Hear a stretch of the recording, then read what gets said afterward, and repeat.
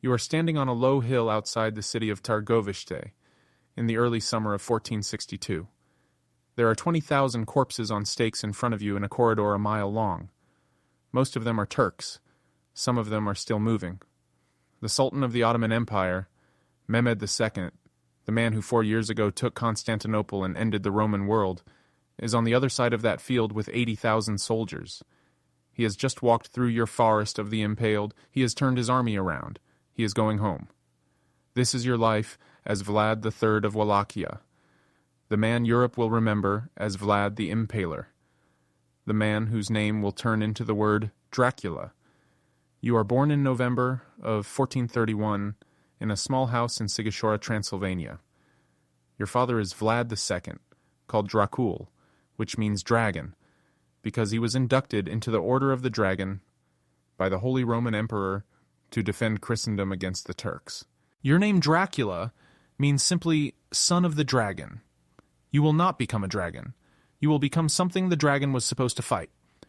You have an older brother, Mircea, who is loud and confident, and a younger brother, Radu, who is beautiful and gentle. Your father is the Prince of Wallachia, a thin Christian buffer state caught between two empires that both want to swallow it.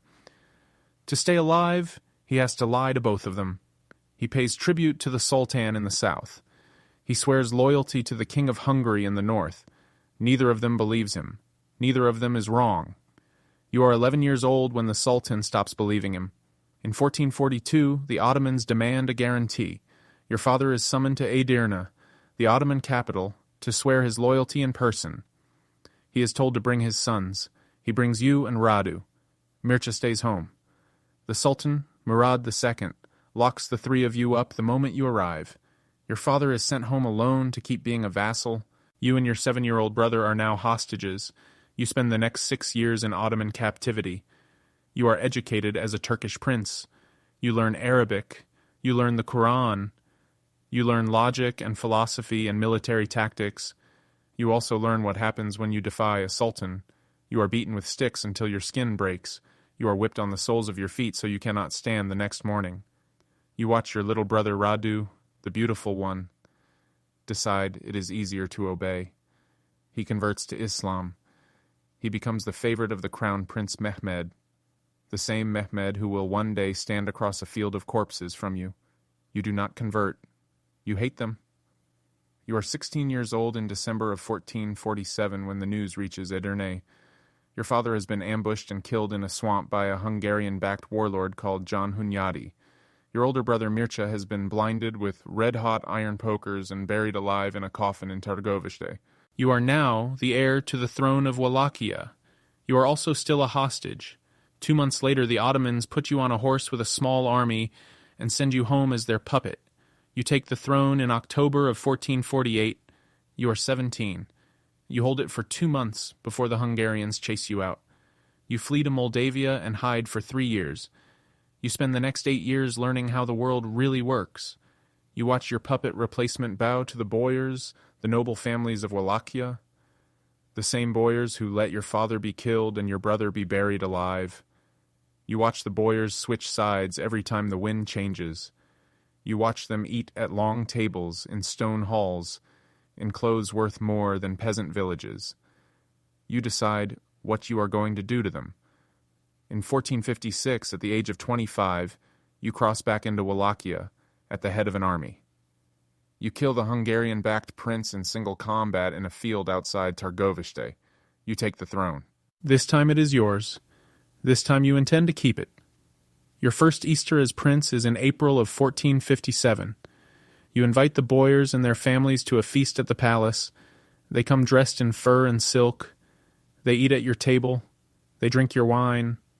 When the meal is over, you have your soldiers seal the doors. You ask the boyars a question. You ask how many princes of Wallachia they remember. The oldest of them, an old man with a white beard, says he remembers 7. You nod. You tell him there have been 30 in his lifetime. You tell him this is his fault.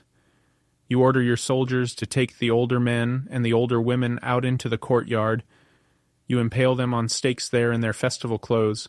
The younger ones, the strong ones, you do not kill, not yet. You march them 50 miles north into the Carpathian Mountains in the dead of night. You force them to climb a peak called Poenari. You give them tools.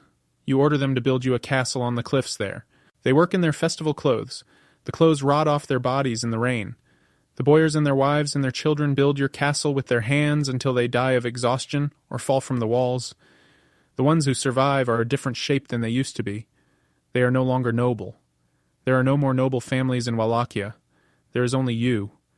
You begin to govern. You have a single golden cup placed at a public well in the central square of Targoviste. You announce that any man may drink from it.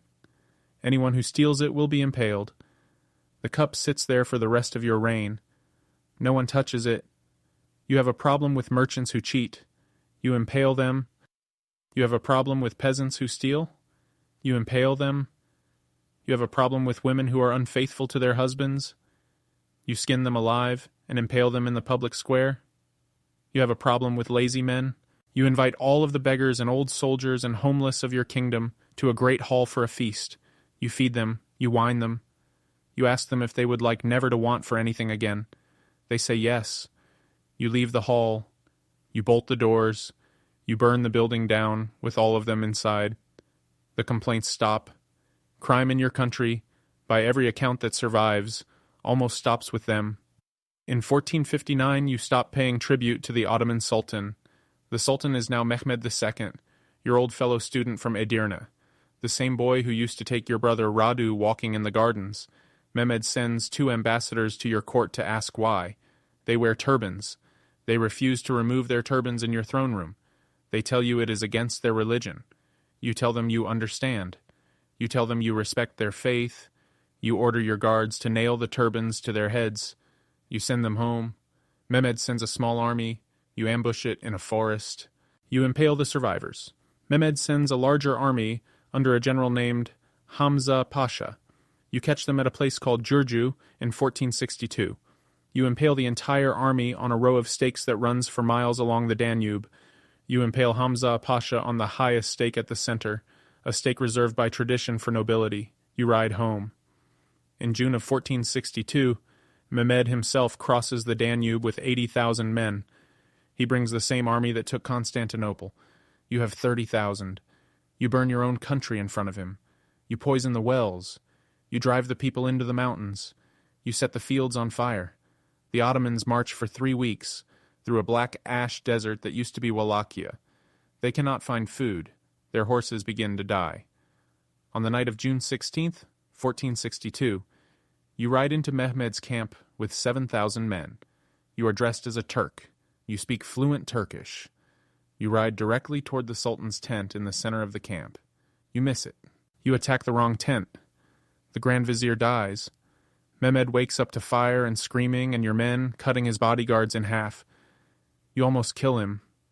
You almost end the Ottoman Empire on a single night. You are pushed back at dawn. You retreat into the forest. 3 days later, Mehmed marches the rest of his army toward your capital, Targoviste. A mile from the city walls, the road narrows into a corridor through low hills. The Sultan and his commanders enter the corridor. They stop. There are 20,000 Turks impaled on stakes in 2 long rows along the road. They are men captured at Giurgiu. They have been there for weeks. The bodies are bloated. The crows are still eating. At the very center of the corridor, on the highest stake, is the corpse of Hamza Pasha in his rotting silk robes.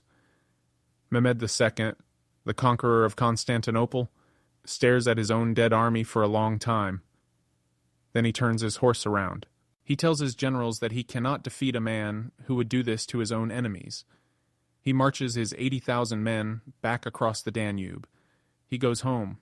He leaves your beautiful brother Radu, now an Ottoman general, behind with a small army to take Wallachia from you. This is the moment Europe writes about for the next 400 years. This is the moment you become the most famous prince in Christendom. The Pope mentions you in letters. German pamphlets call you a hero. They also call you a monster. They are not sure which one. You are not sure either. Your beautiful brother Radu defeats you with bribes, not battles. He pays your remaining boyars to switch sides. By the autumn of 1462, you have almost no army left. You flee north into Hungary to ask King Matthias Corvinus for help. Matthias Corvinus locks you in a tower in Visegrad. You spend the next 12 years in a Hungarian prison. You are a hostage again. You are 43 before you see the outside world a second time. They tell you that you must convert to Catholicism. You convert.